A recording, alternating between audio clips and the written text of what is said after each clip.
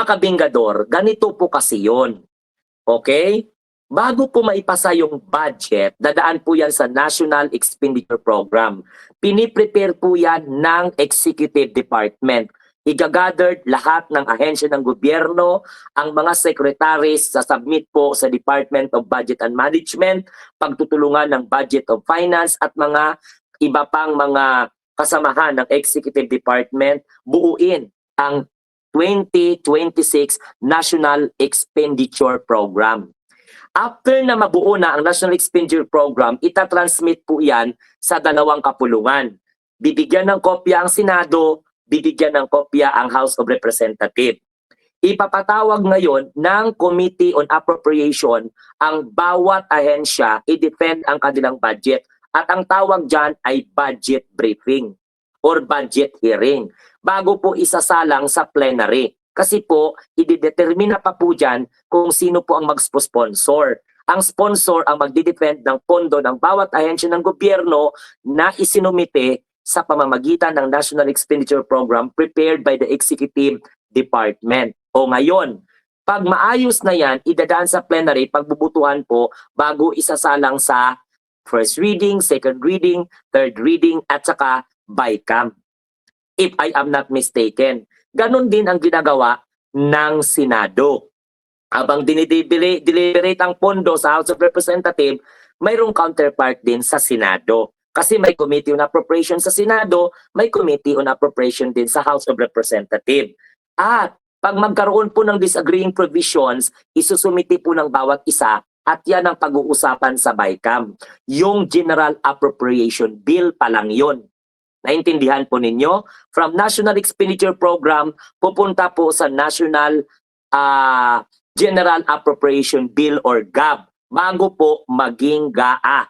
Kasi magiging General Appropriation Act after na i-deliberate sa BICAM, pipirmahan po, magpipipir ng report at pipirmahan po ng Pangulo. Yung NEP magiging GAB, yung GAB magiging GAA. Naintindihan? So dapat itong si Aimee bilang senador ng Republika ng Pilipinas, huwag magbida-bida. Oo, hintayin ba? Maghintay. Kasi hindi po maganda yung ganyang klaseng ugali. Keep quiet, do not talk muna. Mag-observe. Sa panahon noon, Diyos ko, nakakita mo lang na walang disagree. Pinapamukha kasi ni Aimee na tinatago ang pondo ng Department of Public Works and Highways para hindi pag-usapan, para agad-agad na lang po ipasahin. Hindi na nga po pwede yan. Wala kang pwedeng itago yan sa panahon ngayon. Nagkataon lang mga didiles ng mga bulok na naniniwala kay Aimee na hindi pa po schedule na pag-usapan ang pondo ng Department of Public Works and Highways. Kinabukasan pa. Pwede mo namang bulungan si Secretary, si Senator Gatchalian. Bakit? Senator, wala dito eh. O ano nangyari dito? Pag-usapan pa ba natin ito? Para ma-orient ka. Ngayon pinamukha nyo, nagkaroon na ng bahid ng katiwalian sa isip ng mga bobo na mga DD-shets ang BICAM dahil sa panggagago mo na ang kapal ng mukha mo. So ngayon, nabubutasan naman ng mga DDS. Sabi naman ng mga DDS sa comment, bakit itago yung disagreeing provision? Bakit hindi po ilantad yun? Oo nga, may disagreeing provision, but that's not a proper time to present because may scheduling pa po yun. Gets?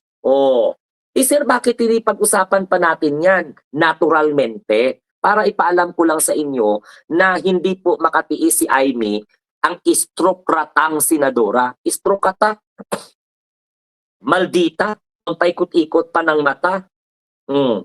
Kasarap bastusin, no? Pag ganyan, pag bastos, kasarap din bastusin. Kaya lang, professional po si Senator Gatchalian na magsagot sa kanya na bukas pa po yan. Ibig sabihin, pag bukas, hindi pa po pwedeng pag-usapan. At saka kung may itatanong ka sa chairman, not all ipa-publicize mo. Kasi ang institusyon nyo din ang masisira niyan eh. Imagine out of ilang membro ng BICAM, siya lang po ang nakakita na wala po ang disagreeing provision doon. Sigurado ka na hindi nakikita ng mga kasama mo? Even though the chairman knows kung ano yung pag-uusapan, alam po nila yun na hindi po pag-usapan muna ang budget ng Department of Public Works and Highway.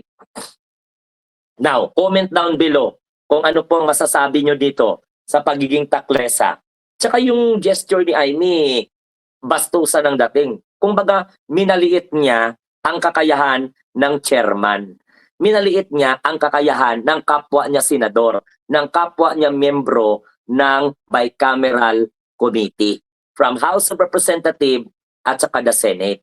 Isipin mo yan mga kabinggador, ang daming miyembro ng bicameral committee at nandoon, siya lang po ang nagsalita ng issue na yan. So ibig sabihin, paepal talaga. Alam niya man na hindi po alam mo naman na hindi naman po dapat pag-usapan yun .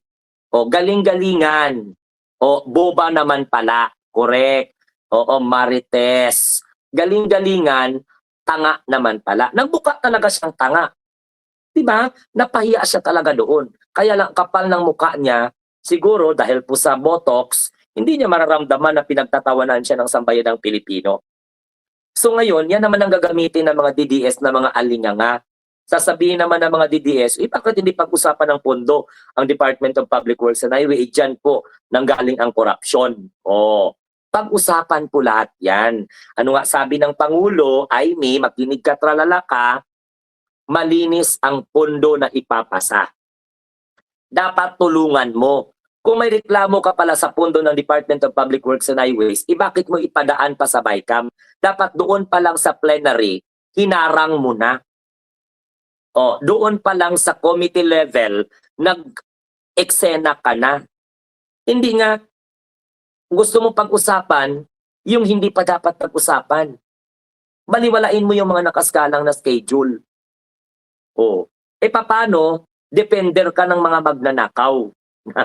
Ganon. Ang ano ko nga dun nung natatawa nga ako kapag napanood ko, hala sige, hawak-hawak niya pa yung dalawang papel, pero hindi niya na iisip na pinagtatawanan siya sa social media. Ewan ko kung nagbabasa din yan siya ng mga comment. Pati nga mga DDS, pinagtatawanan siya, pinagmukha niyang tanga ang mga DDS na naniniwala sa kanya. Yun ang totoong nangyayari doon.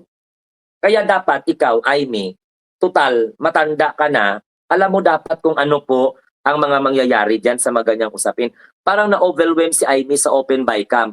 Open BICAM to, televise ito. Dapat magpakitang gilas ako, magbida-bida ako, magtatanong ako para ako yung apple of the eye ng bicameral committee. Para isipin ng taong, ako po ay para sa katotohanan. Ako po ay para sa kaliwanagan. Ako po ay for the sake of transparency. Kaya nga tinanong ko lang yan. Yan ang style ng traditional politicians. Yung pabida-bida na hindi ka naman dapat magpabida. Alam mo, sa totoo lang, mga kabinggador, ang ugaling pabida-bida na sa tamang lugar, na sa tamang panahon at tamang pagkakataon yan. Para hindi ka magmukhang tanga. Maalibadbaran ang mga tao sa iyo. Dapat sumama ka na lang doon sa people power ng mga DDS sa ilalim ng dagat. Dapat sumali ka na doon sa mga 7 DDS na walang ibang ginawa, pagod na mag-rally sa EDSA, pumunta na lang sa kailaliman ng dagat at doon iwagayway ang mukha ni Rodrigo Duterte. Di ba parang mga alinganga lang? Now, go back tayo sa usapin ni Amy. Doon mo makikita that Amy wanted to malign or wanted to influence the Filipino people to think na may itinatago ang BICAM ngayon.